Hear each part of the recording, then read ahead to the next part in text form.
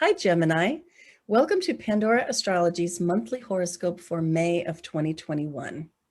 Your birthday is coming up fast, Gemini, and if this is your sun sign, then you have absolutely entered into your yearly mop-up period, which is the 30 days before your birthday, and it's the time when changes are swirling around you. It's also a really great time to get a birthday reading so that you can know what you're jumping into this year. And if you want that, look at the YouTube description below for a link for how to get it. So you may notice somebody new is with us today, and that's Betsy. Betsy's going to talk about Venus, and she's joining our practice, and you will find that readings with her are going to become available really soon. I want to start by talking about the moons right now because we have an eclipse coming. But even before that, we have a new moon in Taurus on May 11th. Right here.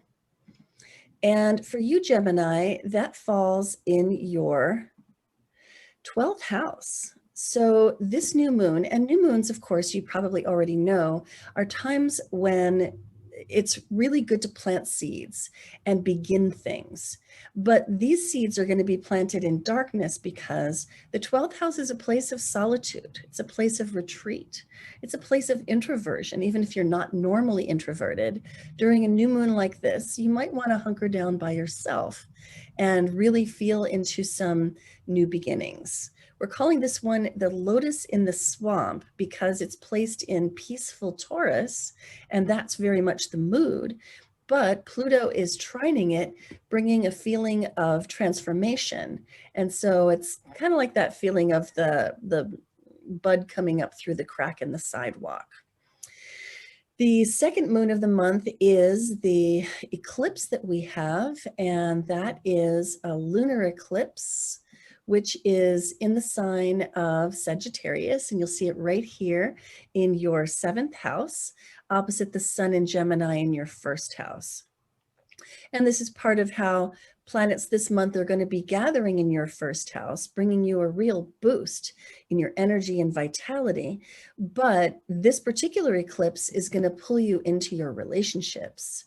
This is a lunar eclipse, which means that it's going to be emotional. A lot of emotions are likely to come up, especially in your relationships. And it's an eclipse in Sagittarius. So we're calling this one, get off your pulpit and be curious, meaning any deeply held beliefs that you've had that aren't serving you anymore are probably what is going to come up emotionally. And you will be encouraged or maybe like forced to let go of them, particularly in the context of your relationships. Well, Julia, I think you've got some news about Mercury and Mars. All right. Well, yes, Mercury. Mercury. I do have some news on that for you, Gemini. So Mercury, that planet of communication, it represents our mind. It starts the month in your 12th house, and it spent a lot of time last month in your 12th house. But it's going to only be here until May 3rd. And when Mercury's in the 12th house, it means that, you're probably going to be a lot less social, more inclined to keeping your thoughts to yourself, which is a little unusual for you, Gemini. But at the beginning of the month on May 3rd, Mercury is going to jump into your 1st house of self. So when Mercury is in this house, you're going to be a lot more outspoken, a lot more social. This is a wonderful time to articulate your points really well. If you need to make a good first impression on someone or get some writing done or even public speaking, this would be really, really great for that. And then the other planet I want to talk about is Mars, the planet of action and activity. It's in the sign of Cancer all month, which correlates with your 2nd house. This is the house of stuff, all the things that you own, your movable possessions. So a bike, a car, your clothing, your jewelry.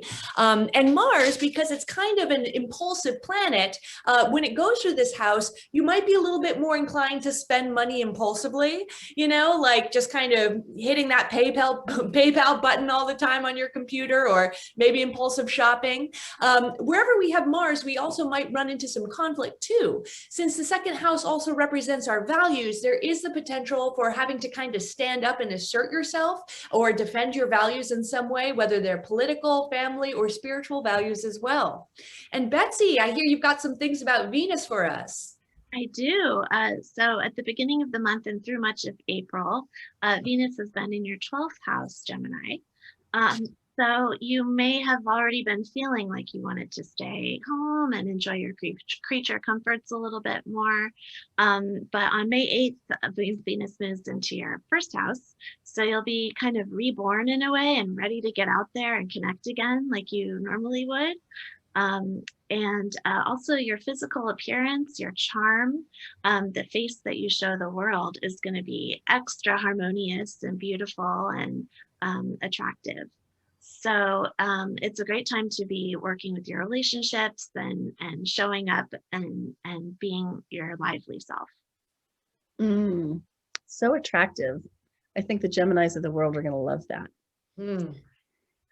So then also, just a little bit later in the month, on the 20th, the sun moves into Gemini, and thus Gemini season begins.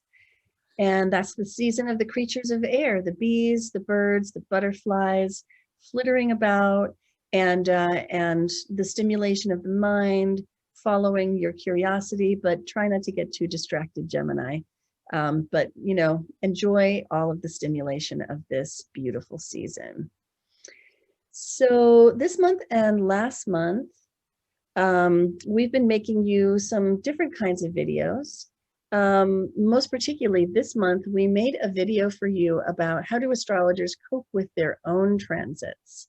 And I think you're going to enjoy that. You'll see all three of us in it talking about, how we handle transits and which transits we really don't like and which ones we're kind of okay with, and what we do about that. So enjoy that. You'll find it in the May 2021 news playlist on our YouTube channel, Pandora Astrology.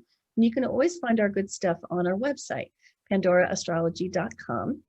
And there you'll find the monthly forecast, the horoscopes page.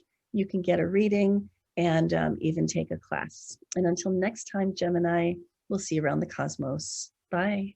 Bye-bye. Bye.